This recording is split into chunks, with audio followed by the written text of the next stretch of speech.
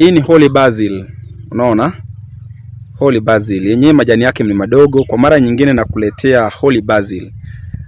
Kama una mtoto anapumua kwa shida. Nimeona nikuletee hii kwa sababu watoto wengi wanateseka. Wanapumua kwa shida. Basi mchemshie majani haya. Vizuri tu, unaweza kuchanganya na mchai chai.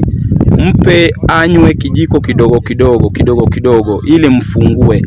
Wakati huo ikibaki kwenye sufuria unaweza kumfukiza au akavuta kidogo yule mtoto, kidogo tu unamwachia. Usimnyime oxygen sana. Holy basil ni nzuri sana.